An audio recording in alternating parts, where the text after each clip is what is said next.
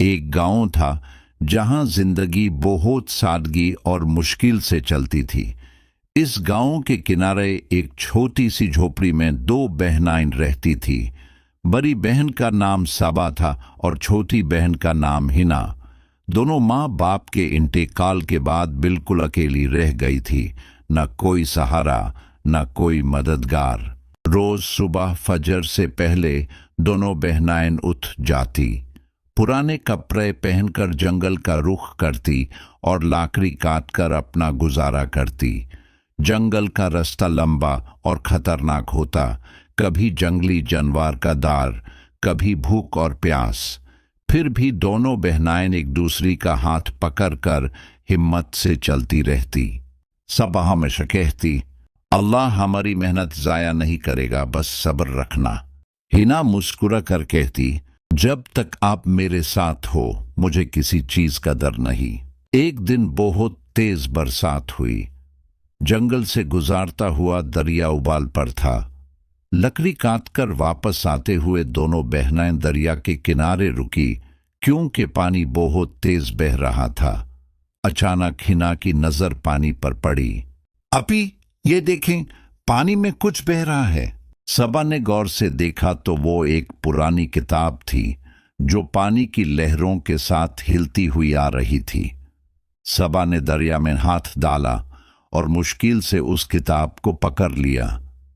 किताब भीगी हुई थी, लेकिन उस पर अजीबो गरीब निशान बने हुए थे।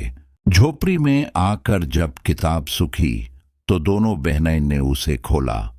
अंदर के सफ़ात पर अजीब सी रोशनी थी, जैसे लफ्ज़ चमक रहे हों। हिना घबरा गई। आपी, ये कोई जादुई किताब लगती है। सबा ने कहा, जो भी है, अल्लाह के बगैर कुछ नहीं होता, डरना नहीं। किताब के पहले सफ़े पर लिखा था, यह किताब सिर्फ उन लोगों के लिए है जो सब्र और मेहनत पर यकीन रखते हैं। जब सबा ने यह जुमला जोर से पढ़ा तो हवा तेज चलने लगी। किताब के सफ़े खुद ब खुद पलटने लगे। अचानक कमरे में रोशनी फैल गई और दोनों बहनें हैरात से देखने लगी। उस किताब में लिखा था कि अगर कोई इस किताब को अच्छे काम के लिए इस्तेमाल करे तो ये मदद करती है, लेकिन अगर लालच आए तो किताब खामोश हो जाती है। अगले दिन से दोनों बहनाएं ने किताब को छुपा कर रखा। जब जंगल जाती तो थकान कम महसूस होती, लकड़ी ज्यादा मिलने लगी। गांव वालों को सस्ती लकड़ी मिलने लगी और सब दुआ देने लगे।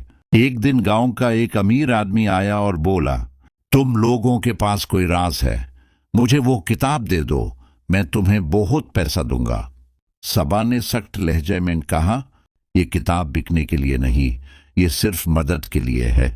उस दिन रात को किताब के सफ़े खुद खुल गए और लिखा था, तुम दोनों इम्तिहान में कामयाब हो गई हो। अगली सुबह जब दोनों उठी तो देखा उनकी झोपड़ी के पास जरखेज जमीन थी, छोटा सा घर था और लकड़ी का बोझ नहीं था। गांव वाले उनकी इज्जत करने लगे।